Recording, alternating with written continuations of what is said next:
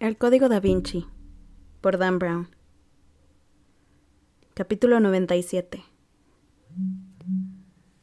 Más de 3.000 personas reposan enterradas en unas urnas funerarias dentro del recinto de la Abadía de Westminster. El imponente interior de piedra conserva los restos de reyes, hombres de estado, científicos, poetas y músicos. Sus tumbas, que ocupan hasta el más mínimo espacio, van desde el más grandioso de los mausoleos, el de la reina Isabel I, cuyo sarcófago con dosel ocupa una capilla del ábside, hasta la más modesta lápida grabada, cuyas inscripciones se han ido borrando con los miles de pies que han caminado por encima. En esos casos es la imaginación de cada uno la que debe decidir a quién corresponden las reliquias que hay debajo. Realizada siguiendo el mismo estilo de las grandes catedrales de Amiens, Chartres y Canterbury, la Abadía de Westminster no está considerada ni catedral ni iglesia parroquial. Se considera propiedad de la corona y solo está sujeta a la voluntad de los soberanos. Desde que fue escenario de la coronación de Guillermo el Conquistador el día de Navidad de 1066, el deslumbrante santuario ha sido testigo de una interminable procesión de ceremonias reales y asuntos de Estado, desde la canonización de Eduardo el Confesor hasta la boda del príncipe Andrés con Sarah Ferguson, pasando por los funerales de Enrique V, Isabel I y la princesa Diana. A pesar de ello, a Robert Landon en aquel momento no le interesaba la antigua historia de la abadía, exceptuando un hecho muy concreto: el funeral del caballero británico Isaac Newton. Al llegar al gran pórtico del transepto norte, Landon y Sophie se encontraron con unos guardas que amablemente les indicaron que la entrada debía realizarse a través de la incorporación más reciente del edificio, un gran arco detector de metales, objeto que en la actualidad se veía en casi todos los edificios históricos de la ciudad. Pasaron sin que sonaran las alarmas y se dirigieron a la entrada de la abadía. Cruzaron el pórtico, ya estaban en Westminster. Al momento Landon sintió que el mundo exterior se desvanecía a sus espaldas. El ruido del tráfico cesó y la lluvia cayó por fin. Solo un silencio ensordecedor que parecía reverberar por todas partes, como si aquella construcción estuviera susurrándose algo a sí misma. Los ojos de Landon y Sophie, como los de casi todos los demás visitantes, se dirigieron inmediatamente hacia lo alto, donde la altísima bóveda del techo del templo parecía estallar por encima de sus cabezas. Grandes columnas de piedra gris ascendían como secoyas hacia las sombras, se arqueaban con elegancia sobre inmensas extensiones para descender de nuevo hasta el suelo. Ante ellos el ancho corredor del transepto norte se abría como un cañón profundo flanqueado por acantilados de vidrieras. En los días de sol el suelo de la abadía era un mosaico prismático de luz. Esa mañana la lluvia y la obscuridad le daban a aquel inmenso espacio un aire fantasmagórico, como el de la cripta que en realidad era. «Está casi vacía», susurró Sophie. Landon estaba decepcionado. Había esperado encontrar a mucha más gente. Otro espacio público. No le apetecía nada repetir la escena anterior en la iglesia del Temple. Había supuesto que estarían más a salvo en un sitio tan frecuentado por los turistas, pero sus recuerdos de hordas paseando en el interior de un templo muy iluminado correspondían al momento álgido de la temporada veraniega, y aquella era una mañana lluviosa de abril. En lugar de las multitudes y el brillo de las vidrieras, lo único que veía eran metros y más metros de suelo y espacios sombríos y desolados. «Todo el mundo tiene que pasar por el detector de metales», dijo Sophie al darse cuenta de sus temores. «Si ha entrado alguien más, no puede ir armado». Landon asintió sin abandonar su aire circunspecto. Le habría gustado ir acompañado de la policía británica, pero las reticencias de Sophie sobre quién podría estar implicado en todo aquello habían desaconsejado cualquier contacto con las autoridades. «Debemos recuperar el críptex», había insistido Sophie. «Es la clave de todo». Y tenía razón, por supuesto. La clave para rescatar con vida a Lake, la clave para encontrar el Santo Grial, la clave para descubrir quién está detrás de todo esto. Por desgracia, la única manera de lograrlo parecía estar allí, en la tumba de Isaac Newton en ese momento. Quien fuera que tuviera el críptex tendría que acudir al sepulcro para descifrar la última pista, y si no lo había hecho ya, Landon y Sophie intentarían interceptarlo. Avanzaron hacia la pared izquierda para resguardarse un poco y se acercaron a una nave lateral más oscura que había tras una hilera de pilastras. Landon no lograba quitarse de la cabeza la imagen de Lake Tibin cautivo, muy probablemente atado en el asiento trasero de su propia limusina. Quien hubiera ordenado el asesinato de los 4 miembros más destacados del priorato de Sion no dudaría en eliminar a todo el que se interpusiera en su camino. Parecía una cruel ironía que Tevin, un moderno caballero británico, fuera el rehén en medio de aquella búsqueda de su compatriota Sir Isaac Newton. ¿Por dónde es?, preguntó Sophie, mirando a su alrededor. La tumba. Landon no tenía ni idea. Deberíamos ir a buscar a algún guía y preguntárselo, sugirió Landon. Sabía que no era buena idea ponerse a buscarla por todo el templo. Westminster era un laberinto de mausoleos, capillas y nichos, igual que en la gran galería del Louvre. Tenía un solo punto de entrada por el que acababan de pasar y era fácil encontrarlo. Hallar la salida era mucho más complicado. Una trampa para turistas, lo había llamado uno de sus compañeros de trabajo.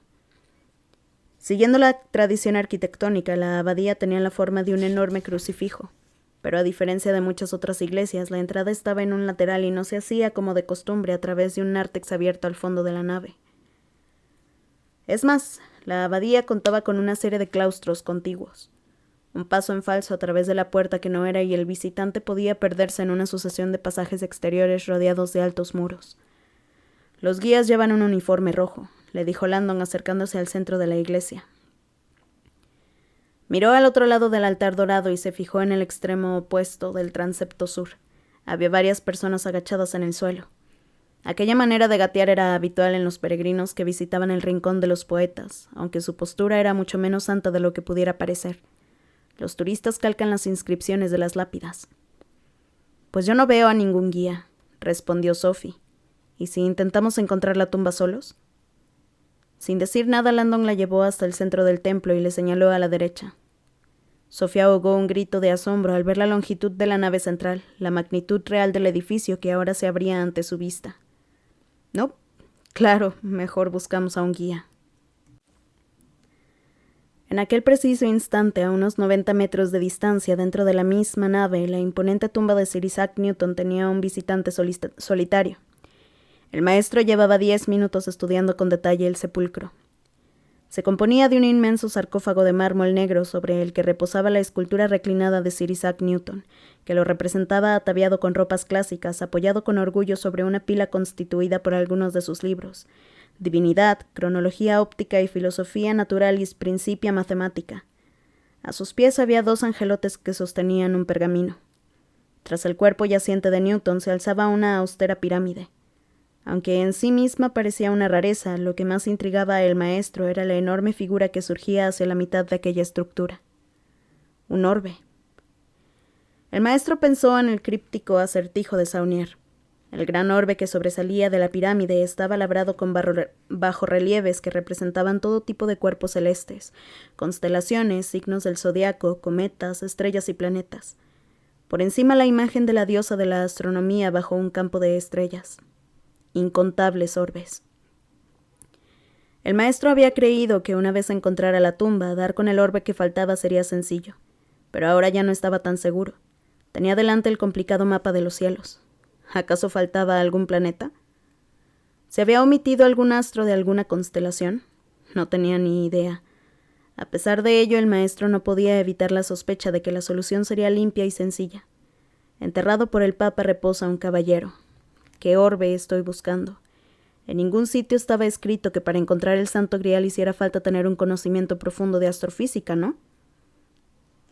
La concentración del maestro se vio interrumpida por los pasos de unos turistas que se acercaban. Volvió a meterse el críptex en el bolsillo y observó con desconfianza a los visitantes que se acercaron hasta una mesa cercana. Dejaron un donativo y tomaron unas grandes hojas de papel y unos carboncillos depositados allí por los responsables del templo. Armados con ellos, salieron de allí, seguramente camino del rincón de los poetas, para presentar sus respetos a Chaucer, Tennyson y Dickens y calcar las inscripciones de las lápidas. De nuevo solo se acercó más a la tumba y fue observándola de abajo arriba.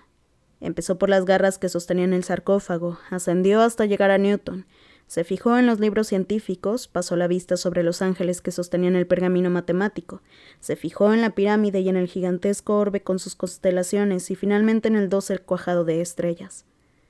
¿Qué orbe debería estar aquí? Y no está.